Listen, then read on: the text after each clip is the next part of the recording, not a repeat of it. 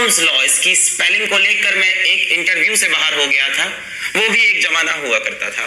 Coulomb's law, तो बच्चों Coulomb's law क्या बताता है? हमें चार्ज के इंटरैक्शन के बारे में बताता है। अब चार्ज क्या होता है ये आपको देखना है तो यूट्यूब पे टाइप करना होगा electric charges and fields 01 physics वाला, जहां मैंने charge, quantization of charge, conservation of charge यानी बेसिक चीजें डिस्कस की है। आज का लेक्चर ज्यादा इंपॉर्टेंट है, कूलम्ब्स लॉ।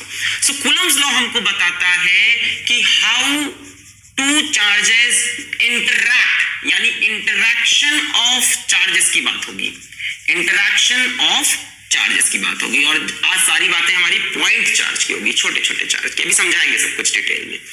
तो हमको ये तो पता है कि अगर प्लस प्लस चार्ज है तो वो रिपेल करेंगे, माइनस माइनस भी रिपेल करेंगे और प्लस माइनस अट्रैक्ट करेंगे। सवाल आता है कितनी फोर्स से अट्रैक्ट या रिपेल करेंगे, तो इसी को कूलम्ब्स ने समझाया। अगास्टा डी कूलम ने ये बात समझाई।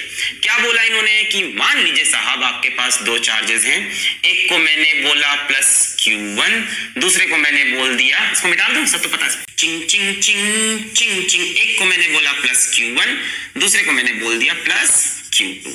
ठीक है, माइनस भी ले सकते हो, अभी तो लॉ समझा रहे हैं। ठीक है, ये दो चार्जेस हैं हमारे, प्लस Q1 और प्लस Q2। मान लिया कि उनके सेंटर से सेंटर का डिस्टेंस, सेंटर से सेंटर का डिस्टेंस r है। तो भाई पॉजिटिव पॉजिटिव चार्ज है तो रिपेल करेंगे, इसको हम बोल देते हैं फर्स्ट चार्ज, इसको बोल देते हैं सेकेंड चार्ज।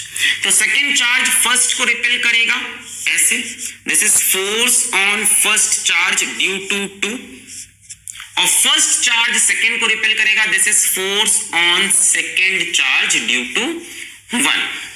ठीक है, अब ये जो फोर्स है ना, this acts along the line joining centre of two charge, ये भी कूलम ने बताया है।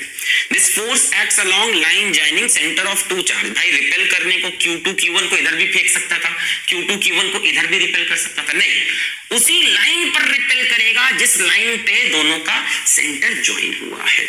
यानी this force acts along line joining centre of two charges. ठीक है, और ये चार्जेस कैसे होने चाहिए? पॉइंट चार्ज होने चाहिए।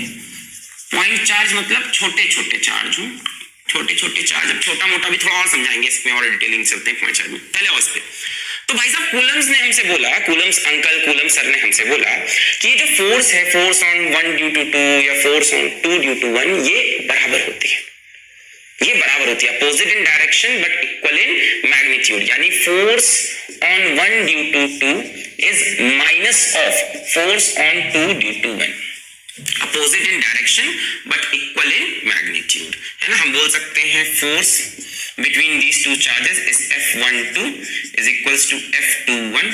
तो वेक्टर फॉर्म में तो अपोजिट है, पर अगर मॉड लगा दें तो दोनों की वैल्यू सेम आएगी।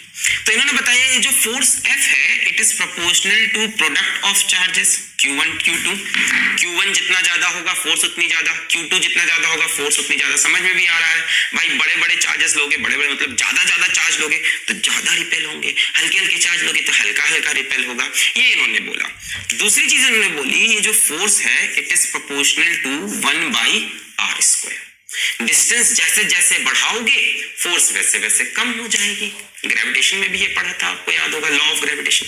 भाई जितना दूर रखोगे उतना कम इंटरैक्ट कर पाएंगे, उतना कम रिपेल या अट्रैक्ट करेंगे, जितना पास रखोगे उतनी ज्यादा फोर्स लगेगी। F is proportional to 1/r²। तो एक बात तो इन्होंने ये बताई, एक बात इन्होंने ये बताई, और एक बात ये भी इन्होंने बताई